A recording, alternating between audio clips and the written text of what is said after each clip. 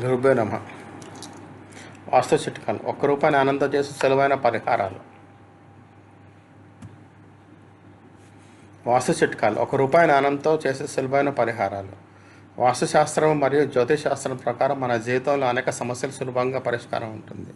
అందులో ₹1 నాణెం వినియోగం ఎంతో ప్రభావమైనది. ఈ చిన్న ఉపాయం వ్యక్తిగతంగానే వృత్తిపరంగానే లాభాలు ఇస్తుంది. చిన్న ఉపాయం మన జీవితంలో సమస్యలు వచ్చినప్పుడు చాలామంది మనకు చాలా సలహాలు ఇస్తారు, కానీ కొన్నిసార్లు అవి ప్రయత్నాలు చేసినా సమస్యలు సరిగ్గా పరిష్కారం కావు. అటువంటి సమయంలో ₹1 నాణెంతో చేసే వాస్తు పరిహారం చాలా ఉపయుక్తంగా ఉంటుంది. ఇది ఆర్థిక స్థితిని బలపరచడమే కాక మానసిక శాంతి, సానుకూల శక్తిని ఇస్తుంది. ప్రతి సమస్యకు పరిష్కారం. ఎన్నో ప్రయత్నాలు చేసినా సమస్య పరిష్కారం కాలేదనుకోండి, ఈ ఉపాయం చేయండి.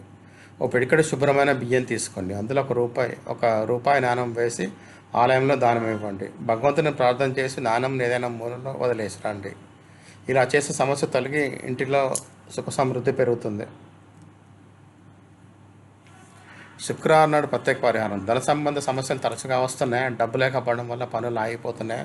అయితే శుక్రవారం ఈ ప్రత్యేక పరిహారం చేయండి. శుక్రవారం రోజు లక్ష్మీదేవి మరియు వినాయకుడి పూజ చేయండి. ఒక పీటపై ఎరుపు వస్త్రం పరిచి మట్టి లేదా కుండ, పీతల పాత్ర అంటే దాన్ని ఏమంటే కాపర్ వెజల్, రాగి పాత్ర ఉంచండి. ఆ పాత్రపై కుంకుమ లేదా కేసరంతో స్వస్తిక్ గీత గీయండి.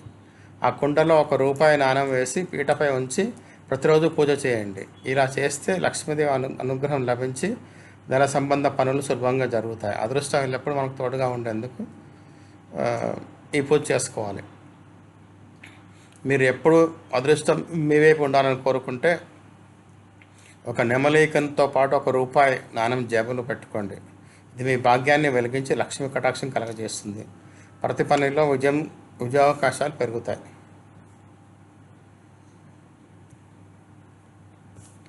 ఇంట్లో ప్రతికూల శక్తి తొలగించడానికి ప్రతిరోజు సాయంత్రం ఇంటి ద్వారంతగా 4 ఒత్తుల దీపం, నెయ్యితో చేసిన దీపం వెలిగించండి.